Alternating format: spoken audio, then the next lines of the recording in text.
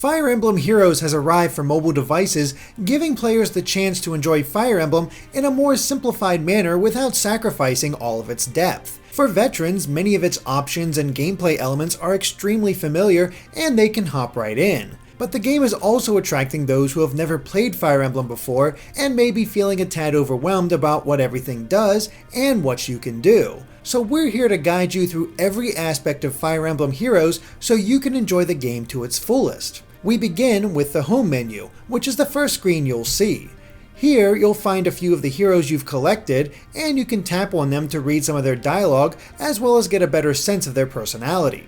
But definitely keep an eye out if one has hearts around them. If they do, tapping on them will grant you an item. At the top left, you'll see the notice board, which contains all the latest updates from Nintendo that you can read through. On the top right is the present list. This is where you go to receive gifts from Nintendo or redeem the items you collected through your My Nintendo account. At the bottom left is the friends list. Here you can see a list of your friends, search for more friends using their ID number, look at the requests you've sent, see requests from others to be their friend, and a delete friend option. The bottom right is where you access quests and missions, which come in several categories. There's the monthly quest from Nintendo that nets you various rewards, as well as shards and crystals for completing each chapter in the story. At the top right is the My Nintendo Platinum coin symbol. Tap that to access your My Nintendo account. There you can see the various rewards you can redeem with your coins, as well as the missions for Fire Emblem Heroes where you can redeem more platinum coins. Across the top you can see your name, the number of orbs you currently have, your current stamina, dueling swords, and total hero feathers. Tapping the plus button next to each will bring up more options. For orbs, it'll bring up the menu to purchase more of them with real money. For stamina, it brings up the choice to use a stamina potion and grant 50 more stamina. However, you will regain 1 stamina every 5 minutes. For dueling swords, you can use a dueling crest to restore them. Finally, the castle button allows you to change your castle in exchange for orbs. New ones become available with each purchase, although the first increases the experience your heroes earn by 20%. Alright, let's move on to the battle menu, which brings up the various battle options. First are the special maps. Here you can take on special challenges in order to unlock a hero. Each hero only lasts for a day, with a new one replacing it once time is up. There's a normal challenge which grants that character with 1 star, while beating the special map on hard grants the character with 2 stars. However, if any of your heroes die in these challenges, it's an automatic game over. You'll have to try again. Story maps, obviously, contain the main story of Fire Emblem Heroes. As of right now, there are 9 chapters with 5 missions each. Completing each one for the first time will reward you with an orb. If you try to challenge it again though, there will be a different reward.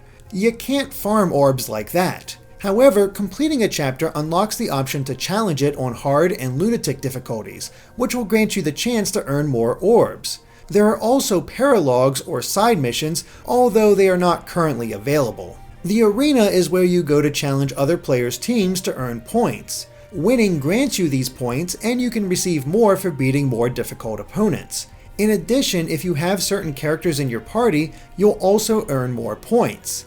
And finally, if you win multiple arena battles in a row, you'll get a chain bonus, up to 7. However, losing or reaching a 7 chain will cause it to reset. Challenging the arena is allowed 3 times a day with the dueling swords. These will recharge after a day, although a dueling crest can be used to refuel them immediately. You can also check your rewards, specifically to see how many points you need to earn the most hero feathers, as well as see how well your team has defended itself against other players. After the season is over, which as of right now seems to be about 5 days, your reward of hero feathers will be granted based on your point total. Next is the training tower, where you can train your party outside of the story. There are multiple stratums, and each one contains enemies of a certain level. The higher the stratum, the more experience you can potentially earn, providing your team is tough enough. Keep in mind though that these battles will cost stamina just like the story battles. Winning in the training tower rewards you with shards, although the type of shard changes daily and can even be randomized. Finally, there's the multiplayer where you can challenge friends, but this option isn't available yet, so we can't provide any more details. Next up is the Allies tab. This is where you'll manage your heroes, and Edit Teams does exactly that.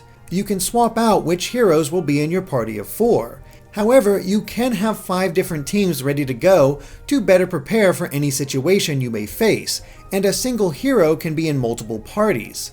You can sort your heroes however you like by tapping the sort button. Selecting a hero will show their stats and abilities. However, by tapping the plus on their portrait or pushing and holding on their square, you can see it in more detail. Here you can listen to the hero's voice clips, see their voice actor, their artist, a list of the skills they can learn, and their stats. By tapping on the stats, you can see what each one does. You can even tap their name to learn more about them and see which Fire Emblem game they came from. By hitting the magnifying glass, you can also look through their 4 art poses: Standard, Attack, Special Attack, and Damaged. Then we have Learn Skills, which is where the SP your hero earns in battle comes in. By tapping a character and pushing Next, you can spend their available SP to have the hero use better weapons, earn defensive or offensive skills, and learn special abilities for use in battle. SP is earned by attacking, or in the case of healers, healing in battle, and leveling up. You can even choose which skills to use in the Equip Skills menu. Here you can opt to change the skills you currently have equipped. Level Up allows you to use the shards you've earned to, well, level up your heroes without sending them into battle. Red, blue, green, and gray shards are used for their respective heroes of that color, while gold is the universal shard and can be used for any of them. However, once a hero is over level 20, crystals will need to be used instead in order to level them up. Then there's Send Home, which dismisses a hero from your team in exchange for hero feathers. Advanced Growth contains 2 more options. Unlock Potential is what increases your hero's star level. However, they must be at least level 20 in order for this to occur, and the higher their star level, the more badges and hero feathers you'll need. For 1 to 3 star heroes, you'll need normal badges of their color. For 4 star heroes, you'll need great badges. Once their star level increases, they'll return to level 1, albeit with much better stats. Finally, Merge Allies allows you to combine multiples of heroes you have. However, they must be the same hero. This will grant SP for that hero and potentially increase their stats depending on their star level. The next tab is Summon, and it's where you can earn more heroes to use in battle. As of right now, there are 2 focuses where you can get different heroes. You can tap the Details button to see a full list of the possible heroes you can pull to decide which focus you'd like to use. However, it is highly recommended that you wait until you have 20 orbs. This is because once you summon, you'll be given a random assortment of colors in 5 spaces. The 4 colors could each be represented, or some might not even be there. It's completely random. However, each color corresponds to a unit you could possibly receive, but it costs 5 orbs for that initial summon. The best idea is to wait for 20 to maximize your pools. So 5 orbs for the first pool, 4 for the second through 4th, and 3 orbs for the final one. You can also look at appearance rates, but it really is just the luck of the draw. Then there's the Shop tab where you can potentially stock up on various items. Purchase Orbs does what it says. Here you can pay real money for more orbs if you so choose. Upgrade Castle is where you can change the design of your castle in order to get bonus effects. Restore Stamina lets you use a stamina potion to restore your stamina by 50. Restore Dueling Swords lets you use Dueling Crests so you can challenge the arena again. And Expand Barracks allows you to spend orbs in order to expand your maximum team size. By default, it's 200, with each orb increasing it by 5. Finally, there's the Miscellaneous tab that covers everything else. Inventory lets you look at your current items and tapping on them explain what each does. The only one we haven't mentioned over the course of this guide is the Light's Blessing. With this, if your party is wiped out in battle, you can expend it to restore them back to full health and continue the fight. If you have no blessings, you can also choose to use one of your orbs. Settings allows you to change the various options in the game, tailoring it to the experience you want. Account Management is where you can manage your connection to your My Nintendo account or delete your data if you so choose. Movies allows you to watch the opening movie again or the unique movie that plays when you summon a special hero. Game Center allows you to access the iPhone's or Android's built-in Game Center, and then the FAQ lets you look over more of the game as well as change your nickname or language. And that's all there is to it. Once you have the hang of things, Fire Emblem Heroes is pretty simple.